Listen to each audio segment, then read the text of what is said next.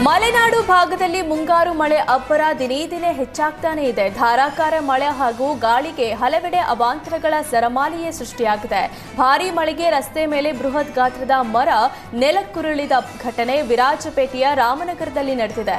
ವಿರಾಜಪೇಟೆಯಿಂದ ವಿವಿಧ ಗ್ರಾಮಗಳಿಗೆ ಸಂಪರ್ಕ ಕಲ್ಪಿಸುವ ಮುಖ್ಯ ರಸ್ತೆ ಮೇಲೆ ಮರ ಬಿದ್ದು ಅರ್ಧ ಗಂಟೆಗೂ ಹೆಚ್ಚು ಕಾಲ ಸಂಚಾರ ಸ್ಥಗಿತಗೊಂಡಿತ್ತು.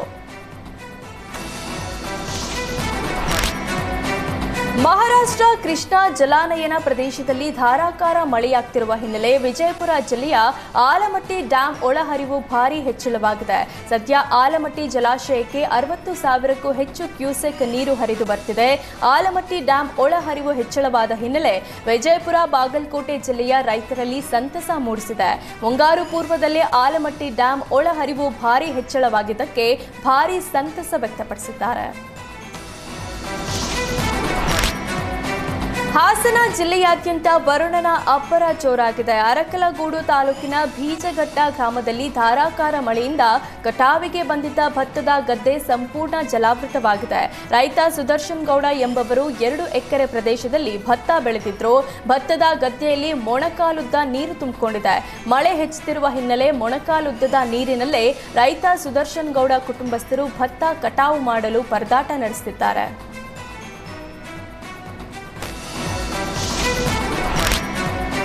ಕಲಬುರಗಿ ಜಿಲ್ಲೆಯಲ್ಲಿ ಮುಂಗಾರು ಅಬ್ಬರ ಜೋರಾಗಿದ್ದು ಭೀಮಾ ನದಿ ಅಪಾಯದ ಮಟ್ಟ ಮೀರಿ ಹರಿತಿದೆ.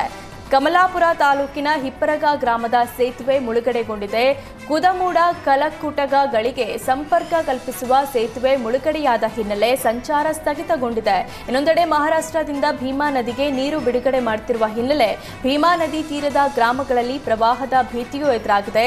ಮಹಾರಾಷ್ಟ್ರದಿಂದ 50,000 ಕ್ಯೂಸೆಕ್ ನೀರು ಹರಿಬಿಡ್ತಿರೋದ್ರಿಂದ ಅಫಜಲಪುರ ತಾಲೂಕಿನ ಗತ್ತರಗ ಗ್ರಾಮದ ಸೇತುವೆ ಮುಳುಗಡೆ ಹಂತಕ್ಕೆ ತಲುಪಿದೆ. ಹೀಗಾಗಿ ಭೀಮಾ ನದಿಗೆ ಇಳಿಯದಂತೆ ಜಿಲ್ಲಾಡಳಿತ ಜನರಿಗೆ ಸೂಚನೆ ನೀಡಿದೆ.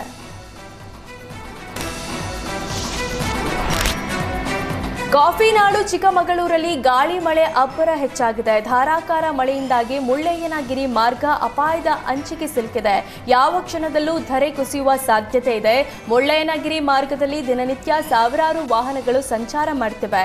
ಹೀಗಾಗಿ ಯಾವುದೇ ವಾಹನಗಳ ಮೇಲೆ ಧರೆ ಕುಸಿದು ಬಿದ್ದರೆ ಅನಾಹುತ ಕಟ್ಟಿಟ್ಟ ಬುತ್ತಿ. ಹೀಗಾಗಿ ಚಿಕ್ಕಮಗಳೂರು ಜಿಲ್ಲಾಡಳಿತ ಮುಂಜಾಗ್ರತಾ ಕ್ರಮವಾಗಿ ತೆರವು ಮಾಡಬೇಕಾಗಿದೆ.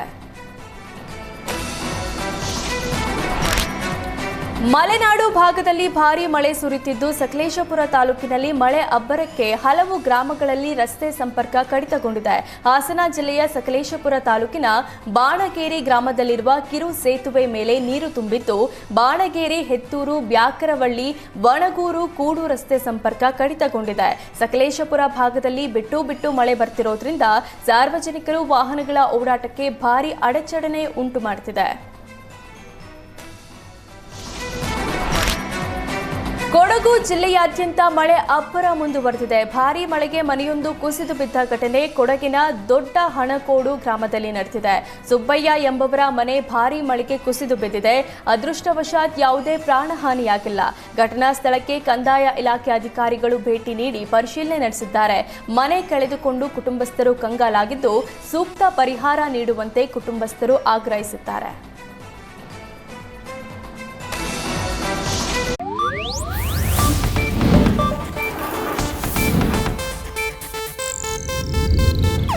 ಇದು ಏಷ್ಯಾನೆಟ್ ನ್ಯೂಸ್ ನೆಟ್ವರ್ಕ್ ಪ್ರಸ್ತುತಿ.